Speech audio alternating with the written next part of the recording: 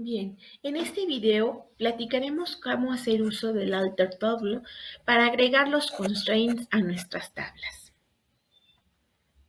Primero que nada, vamos a hablar sobre el estándar que debemos ponerle a nuestros nombres de constraint. ¿Recuerdas que en un video anterior mencionamos que nuestros constraints deberían tener un nombre para en un futuro poderlos manipular?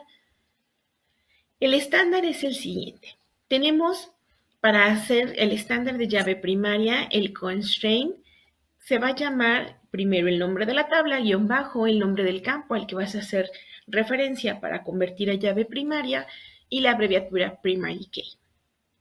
Para las restricciones de llave foránea, usamos exactamente el estándar, el mismo, en donde va primero el nombre de la tabla, luego el campo al que va a ser llave foránea y la abreviatura FK. Como en este caso, pues una tabla puede tener varias llaves foráneas, nos podemos ir numerando del 1 en adelante.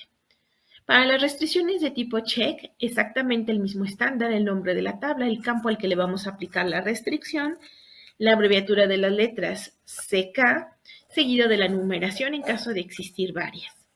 Y por último, para las restricciones de tipo unit, vamos a usar la abreviatura UQ, nuevamente seguida de numeración para estos criterios.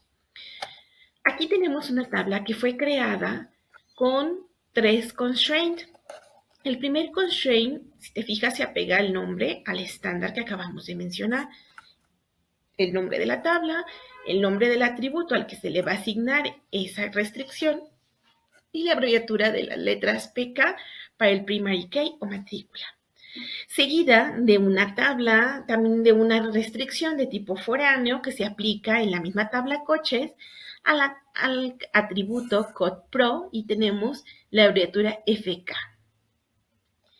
También tenemos un constraint para los colores de los coches usando la cláusula check con un CK. Y si te fijas, le estamos aplicando al campo o atributo color. Y en este caso estamos haciendo un uso diferente de la cláusula check para que también lo conozcas. En donde solo le vamos a permitir introducir valores en color rojo, azul, blanco, gris, verde o negro.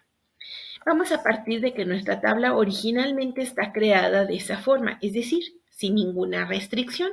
La tabla ya fue creada, entonces necesitamos hacer uso del comando alter table para editar o modificar esta tabla. Como lo haríamos, aquí está alguna de las formas de hacer la modificación a las tablas, recordando un poquito lo que ya habías visto en tu curso de base de datos, en donde en una tabla podemos agregar columnas, y podemos usar la cláusula o el comando alter table con su cláusula dd y estamos agregando la columna apellido cliente en su tipo de dato varchar de 30.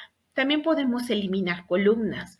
En este caso usamos el mismo comando alter table en la tabla clientes. En este ejemplo hacemos un drop y borramos el atributo apellido cliente. En este caso no es necesario especificar el tipo de atributo porque independientemente del tipo que sea, lo vamos a borrar.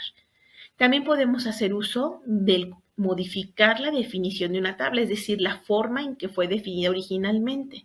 Para eso, un atributo de la tabla, perdón. Para eso vamos a usar el comando alter table en la tabla clientes, usamos la palabra modify, el nombre del atributo que queremos modificar y su nuevo especificación o su nuevo tipo de dato. Si lo que queremos es cambiar el nombre de la columna, entonces debemos usar el alter table a la tabla clientes y cambiar el nombre de la columna.